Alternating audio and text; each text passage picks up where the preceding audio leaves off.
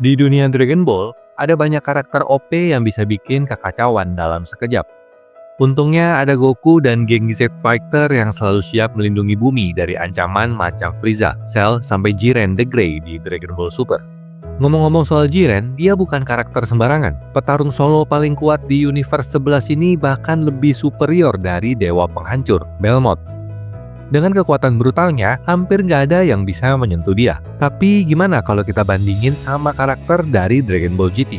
Well, ada beberapa karakter dari seri itu yang punya kemampuan absurd sampai bisa memecah realitas. Bahkan ada kemungkinan mereka bisa ngalahin Jiren cuma dengan sekali pukul.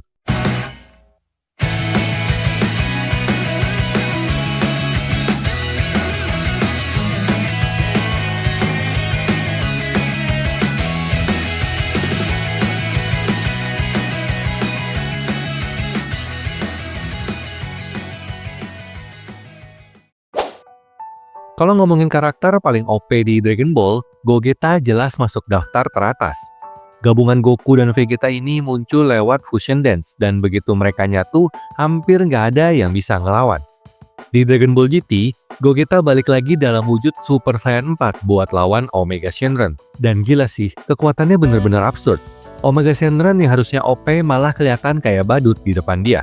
Sekarang, gimana kalau dibandingin sama Jiren? Well, kecepatan dan kekuatan Gogeta Super Saiyan 4 jauh di atas Jiren. Setelah ngehajar gabungan naga bayangan dengan santai, Jiren bakal jadi target empuk.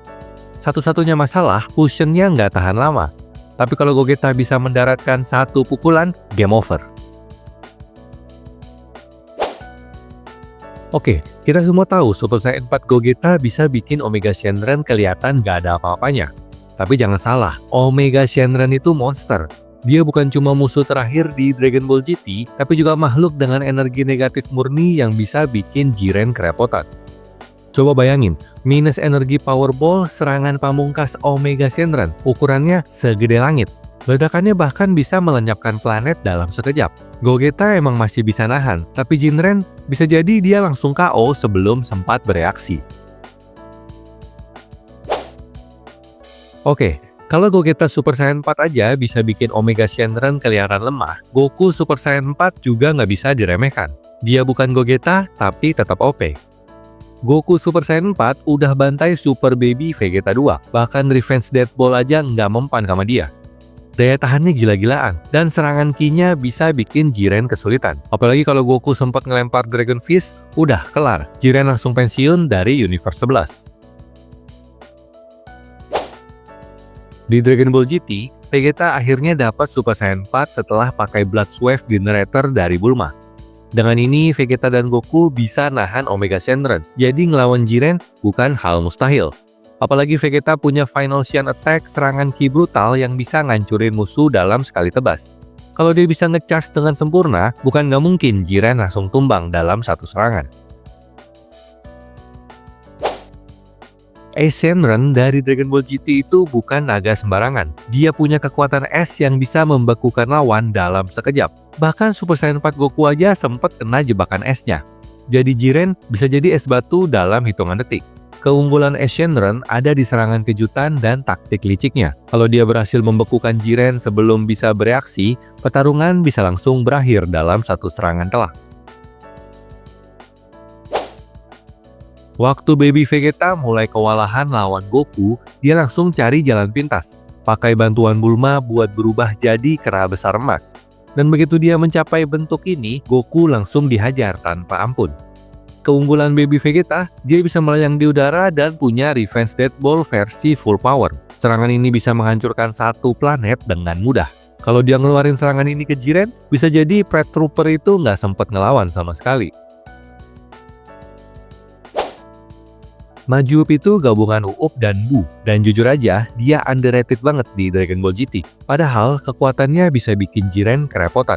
Yang bikin dia bahaya, serangan berbasis sihirnya. Salah satunya Kamehameha Coklat, gabungan Coklat Beam dan Kamehameha. Kalau ini kena, Jiren bisa langsung meleleh jadi genangan coklat sebelum sempat ngelawan. Pernah dengar soal Nuova Shenron?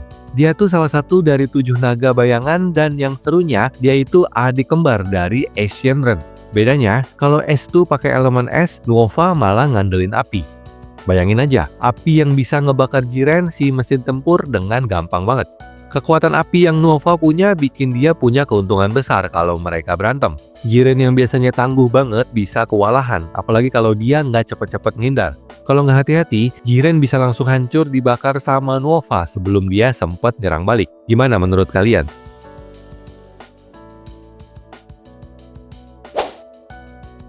Super 17 adalah gabungan gila antara Android 17 sama Hellfighter 17, hasil ciptaan Dr. Gero dan Mew. Super 17 ini salah satu penjahat paling kuat yang pernah ada di Dragon Ball GT, dengan energi yang gak ada habisnya dan daya tahan yang kayaknya nggak bisa dikalahkan. Yang bikin dia makin serem adalah kemampuan penghalang penyerapan. Jadi dia bisa ambil energi dari serangan lawan, terus nambahin ke energinya sendiri. Bayangin aja, tiap kali Jiren ngeluarin serangan kuat malah nambahin kekuatan Super 17. Akhirnya, dengan stamina yang gak ada tandingannya dan kekuatan yang terus berkembang, Super 17 bisa ngebungkus Jiren cuma dengan satu pukulan. Jenderal Rildo adalah komandan paling top di planet M2 dan salah satu penjahat paling licik di Dragon Ball GT. Meskipun muncul cukup awal, kekuatan Rildo tuh sering dianggap remeh. Padahal Goku sendiri bilang dia lebih kuat dari Buu yang bisa hancurin galaksi. Yang bikin Rildo makin keselin adalah tubuh mesin mutannya, yang bikin dia jadi mimpi buruk buat Jiren. Kalau mereka berantem, Jiren bakal kesulitan ngelawan gerakan pembengkokan logam Rildo. Apalagi kalau Rildo pakai serangan Metal Breath-nya. Dia bisa langsung ngerusak Ki Jiren dan bikin si prajurit terkuat dari Universe 11 itu jadi tumpukan logam rapuh. Gimana? Kalian kebayang nggak betapa seremnya?